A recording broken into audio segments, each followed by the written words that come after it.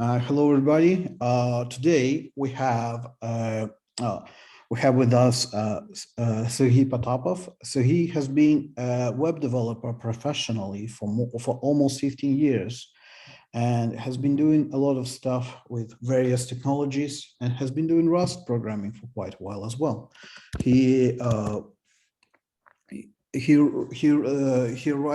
wrote and supports a few crates. Whatlang is one of the crates, envconfig is another one, and an interesting fact about Sergiy is that he also speaks Esperanto. He's the first person I've ever met who speaks this language, which is very, very cool. And now that I'm studying Portuguese, I feel like I'm going to be in a good position to also learn it, and one day we'll probably speak Esperanto with each other. So with that said, I'm very happy to see Sergiy with us. Sergiy will talk about property-based testing in Rust. Property-based testing is a very interesting subject. The fact that you can do it in Rust is very, very cool. Thank you. The stage is yours. Всім привіт. Сьогодні ви почуєте доповідь про property-based тести. Я розповім, що це таке і як це можливо використати у вашому проєкті. Але, по-перше, щодо мене. Як вже сказав, мене звуть Серgiy Potapov, я фулстек-розробник в Impero. Я народився та навчався в Харкові, живу з 2015 року в Берліні. З 2008 року займаюся веб-розробкою. Більшу частину це був Ruby on Rails, але з 2016 почав потроху переходити на Rust. Я також є автором та мейнтейнером декількох open-source креатів. Я веду блог greyblake.com.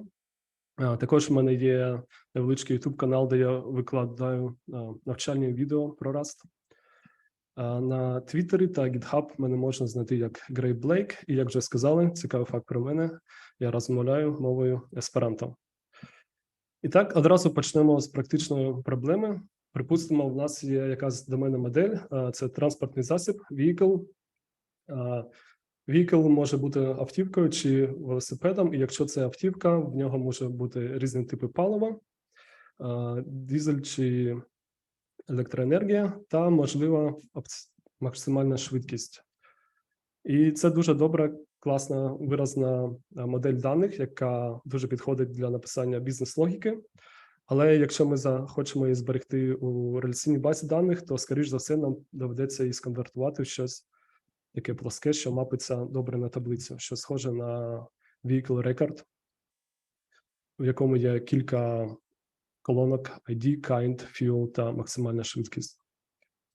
І, звичайно, щоб робити таку конвертацію, нам необхідно мати функції, які конвертують vehicle to record, тобто штука, яка отримує vehicle та повертає vehicle record, який ми зможемо зберегти в базі даних, та функція, яка працює в зворотному напрямку, отримує vehicle record та конвертує її в доменну модель vehicle. І як добрі розробники ми зазвичай напишемо для цього якийсь юніт-тест.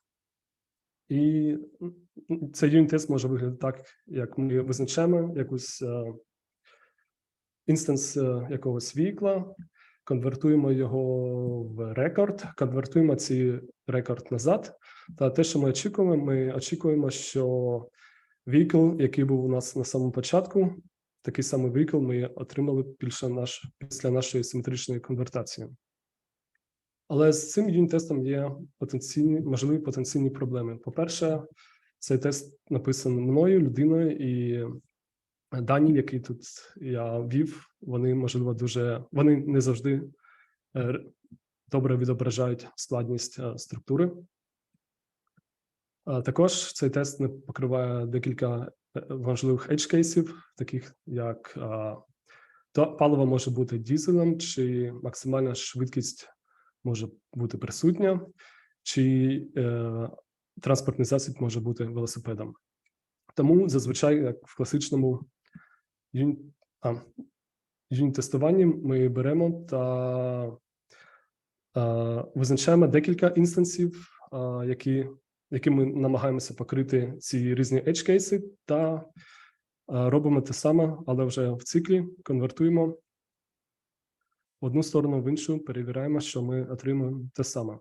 Але з цим підходом є теж декілька потенційних проблем. По-перше, нам доводиться писати набагато більше коду, і чим складніше наші структури, тим більше нам інстансів цієї структури буде необхідно визначити, щоб покрити різні edge кейси. По-друге, є вирогідність того, що коли ми додамо якийсь, наприклад, новий vehicle type, можливо, ми взагалі забудемо обновити наші тести. І можливим рішенням такої проблеми є property-based тести. По-перше, що таке property-based testing? Це тести, які перевіряють, що предмет тестування володіє певною властивістю. Більш конкретніше розглянемо декілька прикладів. Наприклад, ми можемо перевіряти, що функція, яку ми викликаємо при будь-яких вхідних даних, вона ніколи не кидає панік. Тобто панік взагалі нам не бажаний. Ми хочемо бути впевнені, що функція володіє такою властивістю. Чи, наприклад, можемо сказати, що комбінація функцій record to vehicle та vehicle to record є identity функцією. Тобто комбінація цих функцій на виході нам дає функцію, яка повертає свій інпут. Тобто ми передамо vehicle і отримуємо на виході такий самий vehicle. Приблизно як це працює? Програма генерує, чи бібліотека для property-based тестингу генерує якийсь рандомний інпут, який ми можемо скормити нашому софтвері чи функції. Перевіряємо, чи наша функція працює адекватно, так як потрібно, та повторюємо цей процес, поки ми щось не знайдемо цікаве, чи поки не закінчиться час, який ми готові виділити на таке тестування. Тепер розглянемо, як ми можемо замінити старий тест з використанням property-based тестингу, з використанням бібліотеки Arbtest та Arbitrary. По-перше, у нас є ядро, де ми робимо ці симетричні конвертації і перевіряємо, що ми отримали те саме, що було. Воно залишається таким самим.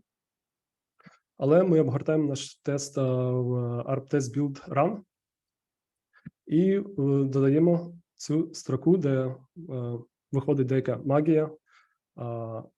Метод Arbitrary для нас генерує рандомний інстанс vehicle, який далі ми використовуємо для тестування. Трохи пізніше я поясню, як це працює. Якщо ж ми запустимо такий тест, то ми одразу отримаємо failure. І один з аутпутів, який нам дає Arbtest, це seed. Цей seed ми можемо використовувати для репродукції падіння тесту.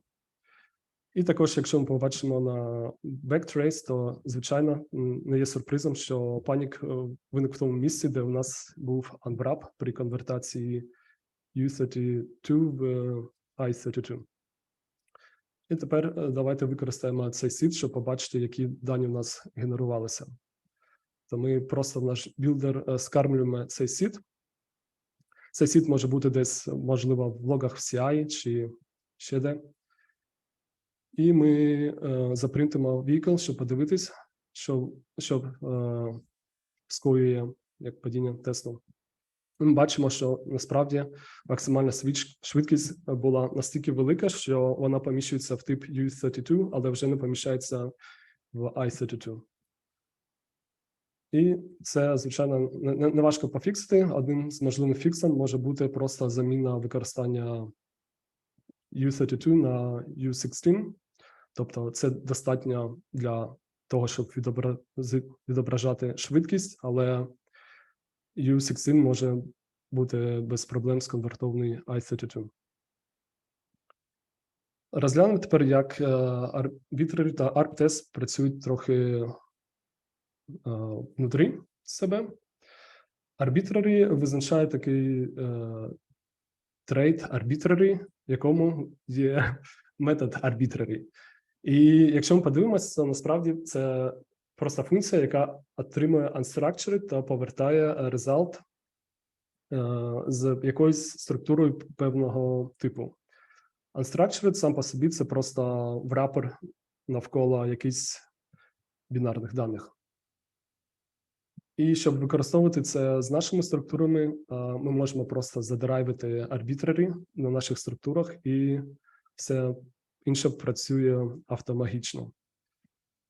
Розглянемо ще такий приклад, щоб краще зрозуміти, як Arbitrary генерує ці структуровані дані.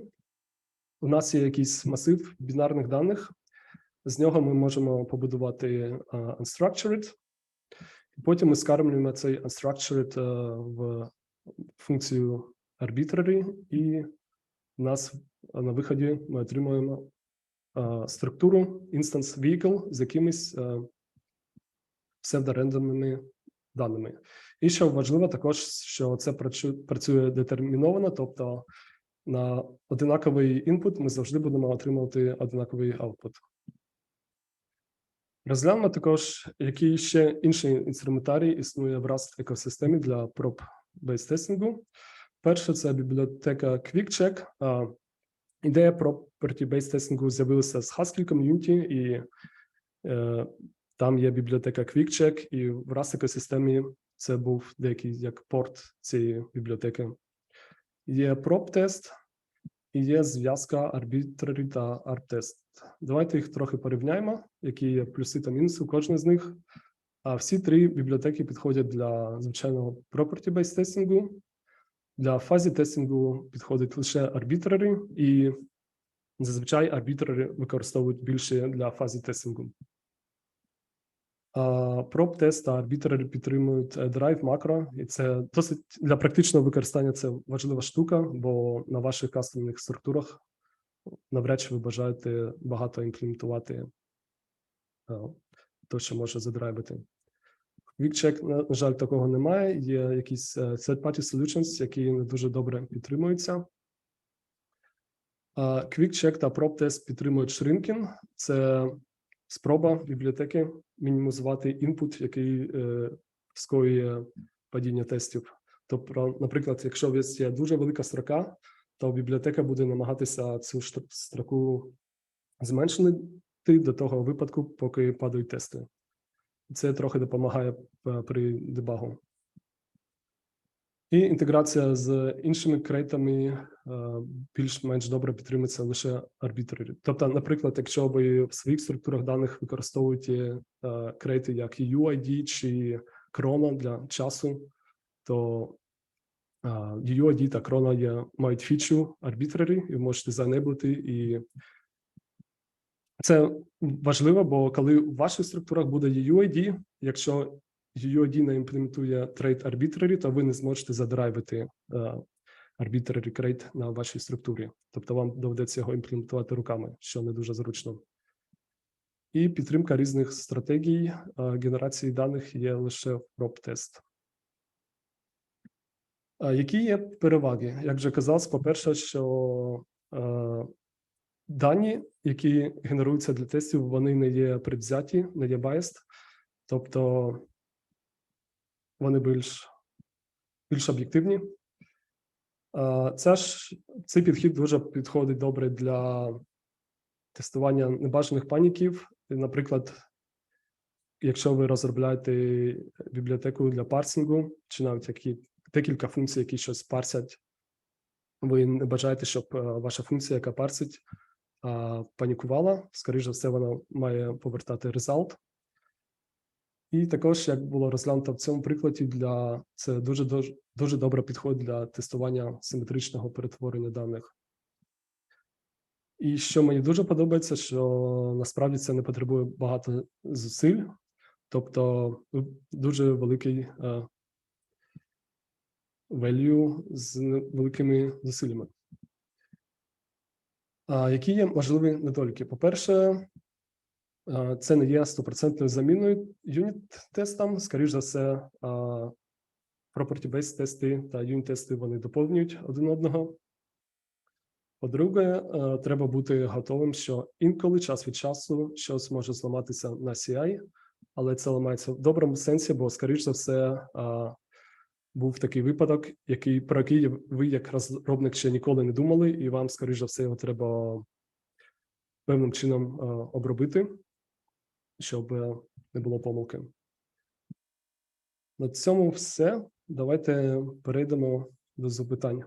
Дякую за вашу увагу.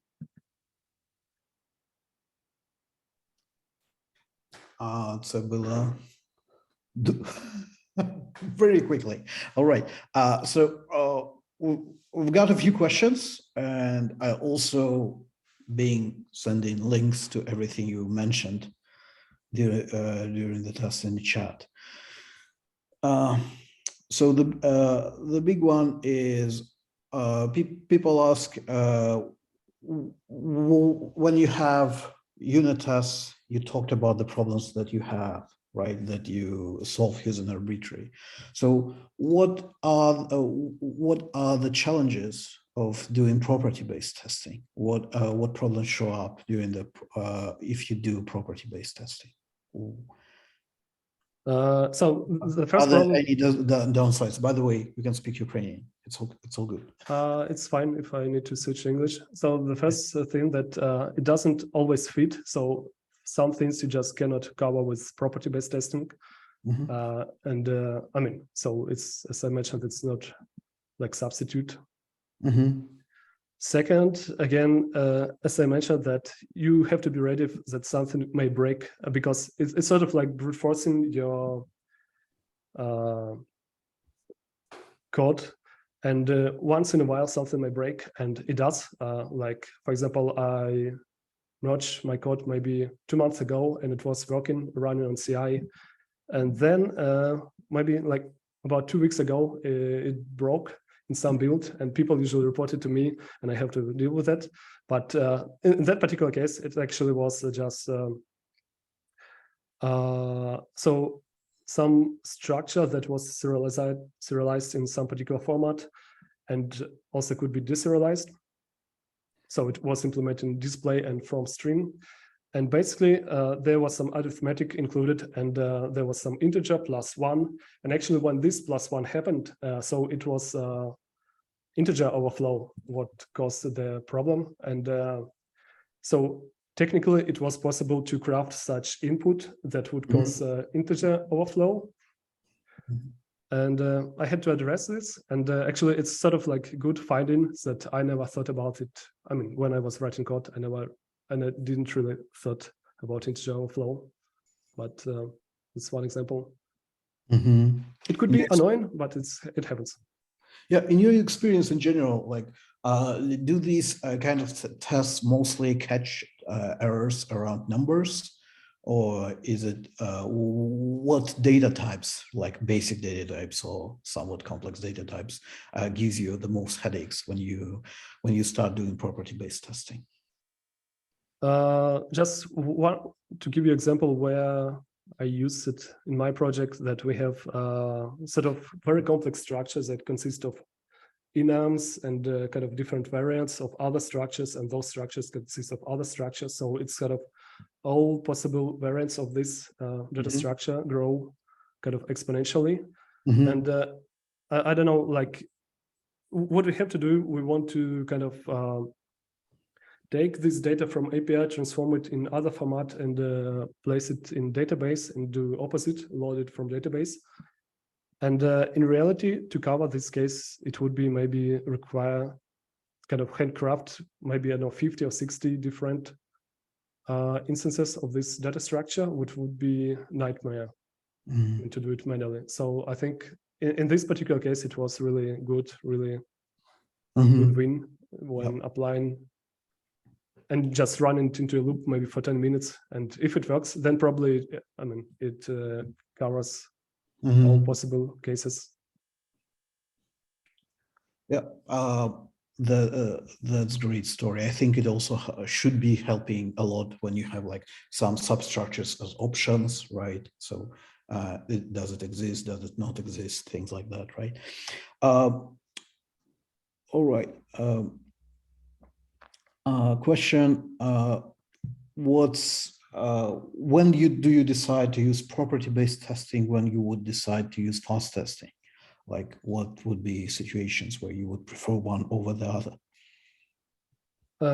So I don't really have much experience with fast testing, but as I see, maybe one of the, actually it will be next talk, but I see it like property-based testing is closer to unit tests, where you can actually kind of slice your software and inject it in some particular pieces where you think it kind of needs to be tested, while fast testing is more like black box.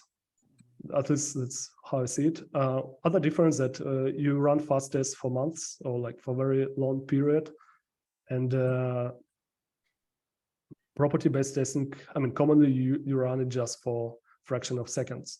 So it doesn't really try to brute force your software that hard as fast testing.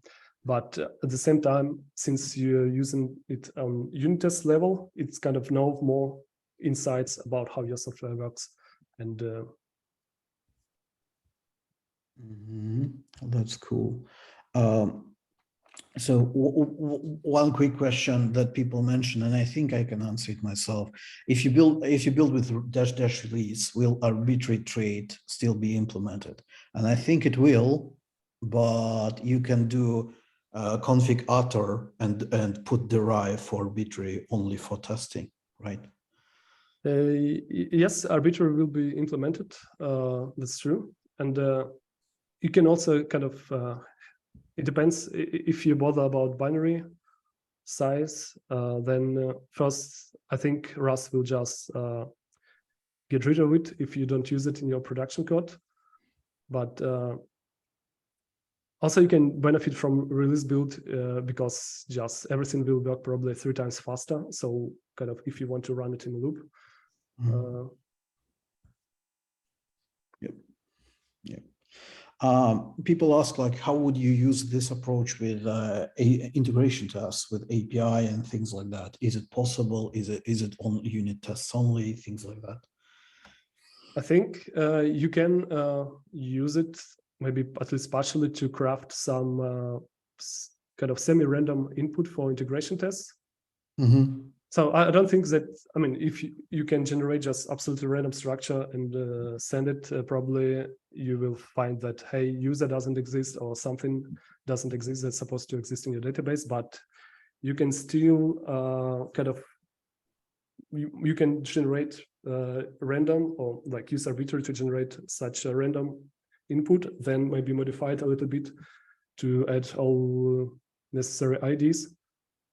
And but I think maybe it can be too much randomness because integration or acceptance tests are not always kind of passing when everything works fine. So it could be maybe too much. Yeah, cool. We got a few more questions for you. Right. So people ask about this seed pinning, right? The fact that you can do, pre-initiate everything with a single seed.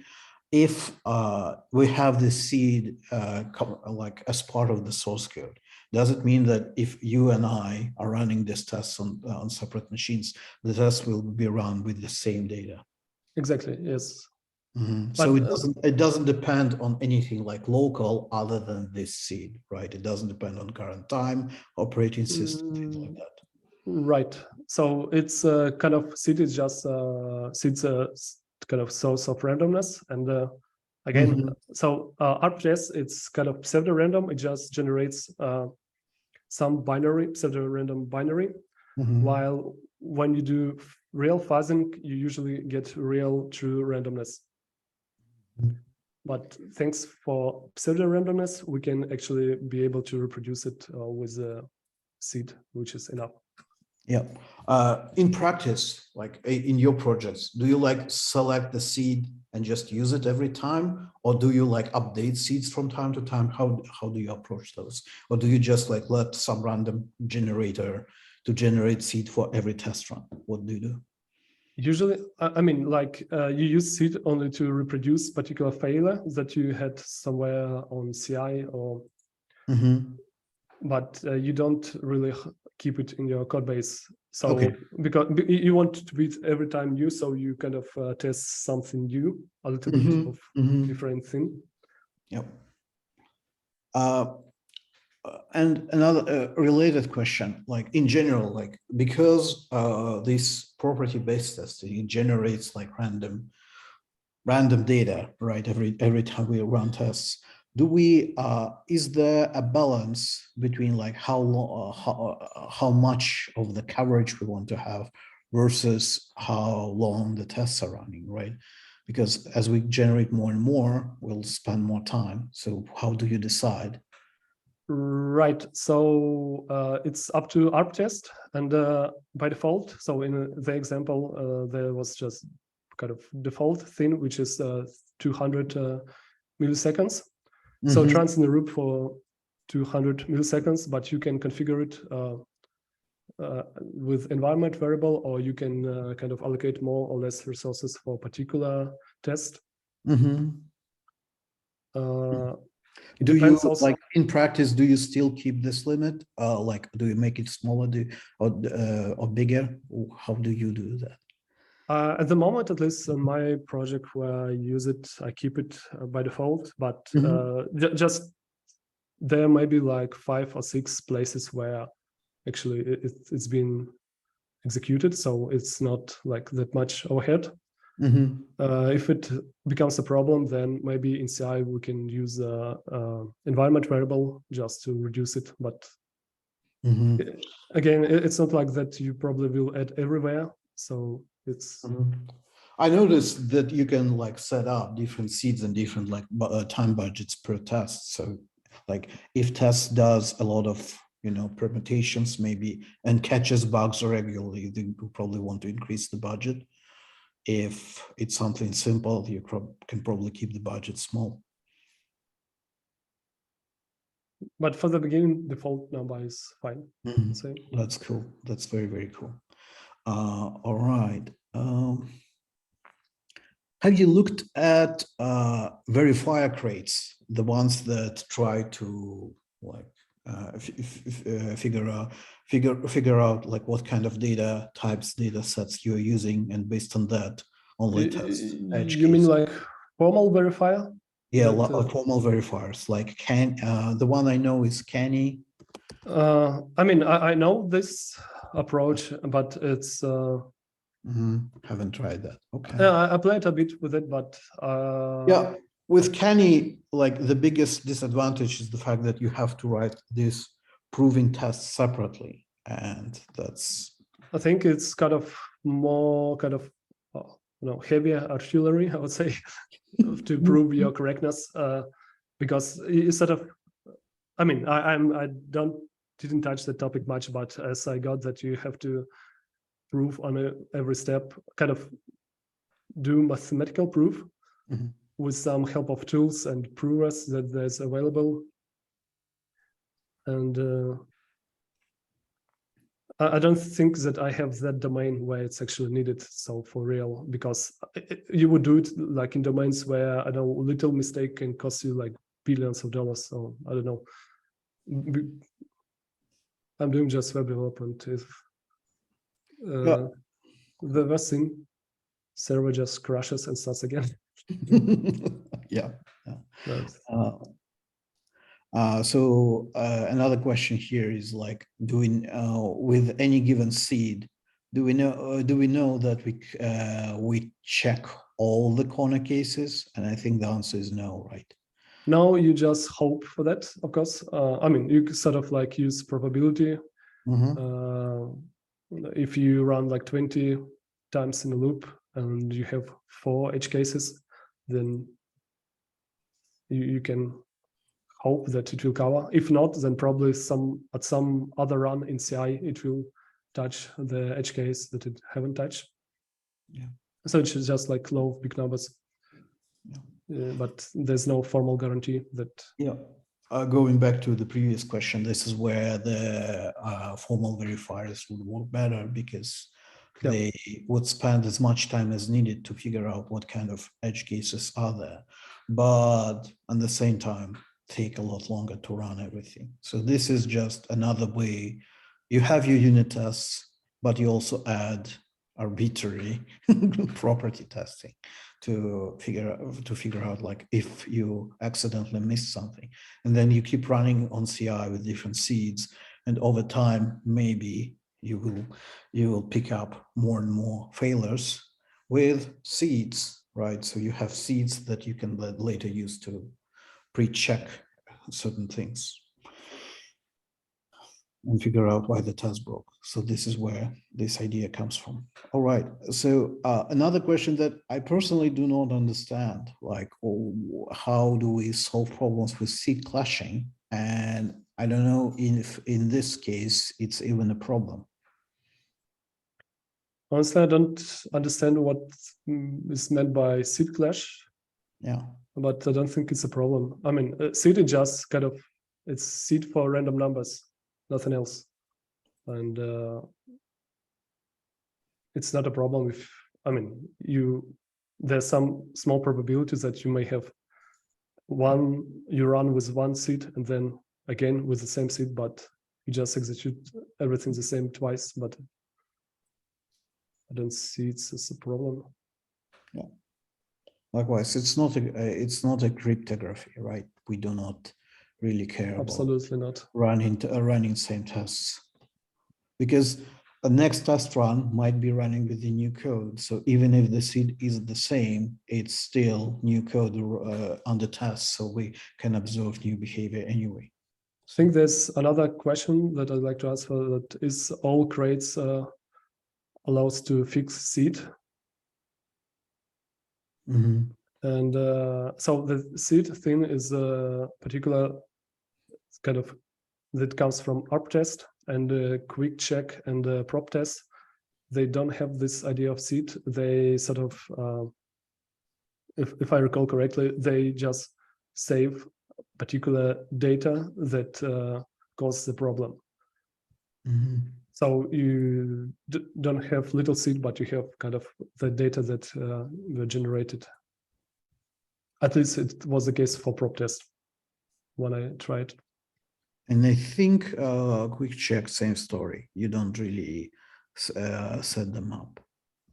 Yeah. And I don't remember seeing any.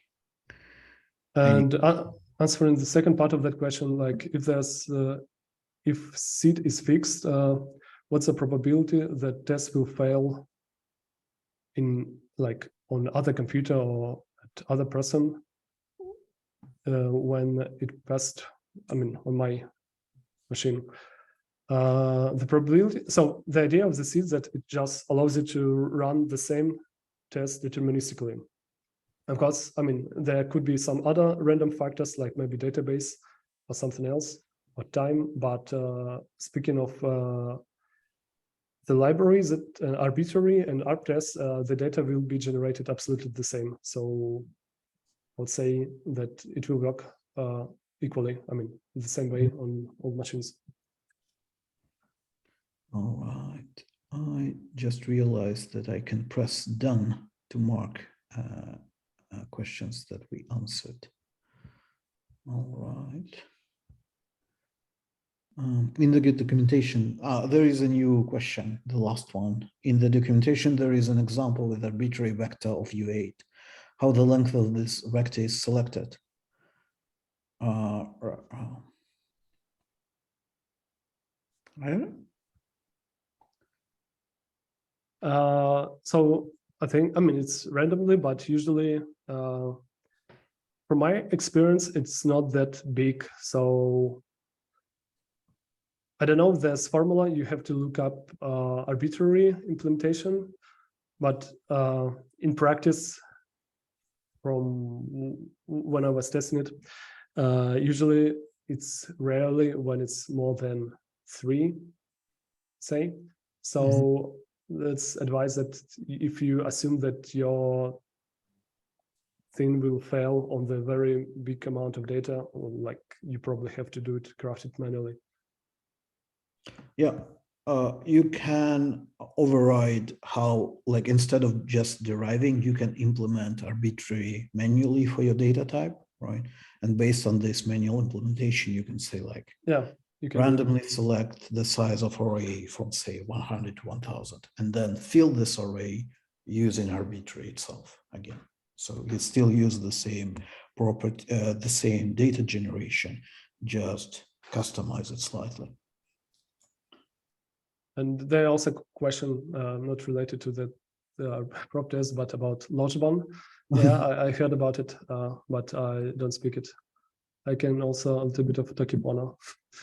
It's another. Tokipona, yeah. I think if we are done with the property-based test, I can elaborate on Esperanto. And the big thing about Esperanto that it's very logical. It feels natural when you learn it. I learned it in 3 months to speak fluently, but also it helps to learn other languages. So I learned Spanish and German after that. And the big thing is that there's community. So there's a lot of people. I traveled in South America using Esperanto, just being hosted by other Esperantists. And also I hosted here in Berlin, like some other guys. So it's kind of intercultural experience. And the people are really kind of good people, idealistic a bit, but it's kind of worth learning, let's say. I don't regret, because when I was learning, my parents were telling me, hey, don't waste your time, it's a bullshit. But and there's a lot of events happening everywhere, actually. So it's not that popular, unfortunately, but it's a good experience to have. For me, it was eye-opening when we got to Portugal, where I am now, is how few folks actually speak English in the rural part of the country. Similar how it is in Ukraine, obviously, but so many can speak French or Spanish, right? So you move from one cluster of languages to another cluster of languages, and you recognize that though there are lots of words that are coming through to like penetrate our languages from English, from Latin, etc. Still, there are a lot of things that we just don't use that often. Now that I'm learning Portuguese, I'm looking at text in Romanian and I can read it. That's very, very nice. So yeah, I know that. Just learning any language is never a waste of time, I would say. Good. Are we done? I think so. I think so. Unless people have questions, you don't have to use Q&A feature. You can use chat. Just Q&A. It's something that we can see on the screen separately, but chat is there too, folks. But this was nice. One person asks for links to slides, and that's about it, I think. And I think links to slides will be somewhere, right? Either do you have a social links? I think at the beginning you do, right? Yeah. Yes, I have. Oh, my links, like where to find me. Where to find you? Where can we? I know the link. I have a link to. I think I'm everywhere. I'm Gray Blake on GitHub and Twitter. Yeah, there is that. Here's a link to an article that Sergiy wrote about Arbitrary, on which this conference talk is based on. So you can read a lot of stuff there too. And yeah, try it out. It's a useful tool. Rust is one of the languages where, as you write code, you almost never see bugs because the compiler keeps telling you that you do something wrong, and as you fix it, a lot of things just not gonna get past the compiler. But those things that do, they can be pretty tricky because a very smart compiler couldn't find them. So property-based testing can help you find something that you've missed in your program, in your type system, in your domain model that you designed. So try it out and see if it works for you. And Arbitrary seems like a very, very nice, lightweight crate, not very intrusive, as far as I can see, it can be used with asynchronous tests as well. So it doesn't really force you to use one runner or another, because everything is wrapped into closures. So you can try it out. Thanks for hosting me. Thank you for this wonderful talk. I really like it. Thank you. All right, folks, we're gonna close the webinar, and with the links, we'll probably share them on in Telegram and on Twitter and other places. So I'm gonna figure out how to stop this thing. All right. If I press end, will it end for everybody? End webinar for all. All right. Goodbye, folks. See you. See you.